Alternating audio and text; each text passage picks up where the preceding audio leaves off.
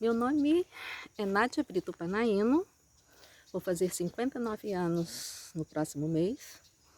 Sou a terceira geração de adventistas do sétimo dia, sou filha de pastor jubilado e vou falar sobre a minha condição autista. Para isso, eu coloquei no papel, para eu não ficar divagando, falando muito. Então, para eu me atentar aqui ser mais precisa, eu coloquei aqui no papel, ok? Então, as lembranças passadas que eu tenho são muito sofridas. Nunca ninguém me entendia. Eu tinha surtos de irritabilidade e agressividade fora do comum. Meus irmãos, inclusive, me provocavam porque achavam engraçado quando eu surtava. A sensação de estar vivendo em um mundo paralelo. Sempre dizia para os médicos que me sentia anacrônica, fora do meu tempo, mas eles não diziam nada. Me irritava muito por ser cobrada ou ser chamada a atenção por situações que, na minha concepção, eram injustas e não compreendia os argumentos que as pessoas usavam. Tinha e ainda tenho sensações estranhas de pensamentos girando e correndo no meu cérebro e eu tentando organizá-los. Então, sinto dores fortes nessas tentativas. Percebi também que são essas sensações que, no momento de angústia profunda, explodem na forma de ecolalia.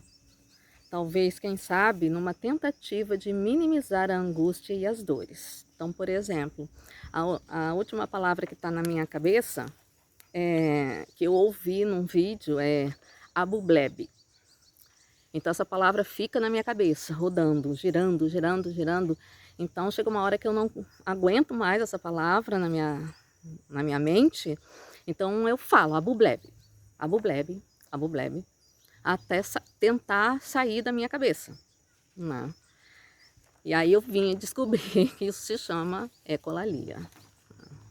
Me casei com 38 anos, porque nunca conseguia me relacionar com as pessoas. Não sabia o que falar, o que conversar. Então acabava falando do que vivia, da faculdade ou do trabalho. Porém, quem se importava em saber ou falar sobre química? Então eu era tida como chata, que ninguém queria ficar perto de mim, porque eu falava demais, né, e sobre assuntos chatos. E sempre eu era repreendida por isso. Então eu pensava, eu vou falar sobre o quê? Passei então a não ir mais a eventos, ou então a ficar num canto, calada. Minha cunhada era quem me arrastava para as reuniões. Porém, o barulho e a agitação me incomodavam bastante, e sempre chegava em casa com muitas dores. Acampamento, então, era uma tortura, porque não tinha para onde fugir. Uma vez não conseguia dormir e tirei a roupa inteira. Portanto, tudo que as pessoas gostavam, para mim, era uma tortura, era muito doloroso. Uma vez, experimentei fazer massagem para relaxar. Tive uma crise de enxaqueca tão forte que nunca mais permiti que ninguém me tocasse. Anos depois, tentei fazer drenagem linfática, mas sentia muitas dores. Continuei por meses na drenagem e só hoje percebo que as dores vinham do toque. A hiperestimulação da cidade me incomodou a tal ponto que precisamos nos mudar para um sítio no interior do Braço, que é um bairro no interior da cidade de Camboriú. Atrás do nosso sítio é só mata nativa, como vocês podem ver. Não tem mais nada. Estou longe das pessoas, do barulho e das luzes. Aqui é meu refúgio. Assim que viemos para cá, o médico tirou a medicação para dormir e a fonoaudióloga me deu alta do aparelho auditivo para o zumbido que me incomodava muito. Aqui eu estou em paz. Meu marido dizia que meu prazo de validade venceu no primeiro ano de casamento. Porém, como ele era muito dinâmico e extrovertido, ele era minha conexão com as pessoas. Estávamos juntos em tudo. Quando ele faleceu em setembro de 2021, não apenas meu mundo ruiu. Meu chão se abriu, mas eu me afastei ainda mais das pessoas, pois perdi quem fazia essa ligação com elas. No velório, os 3 pastores chamaram atenção para isso. o fato de estarmos sempre juntos em tudo.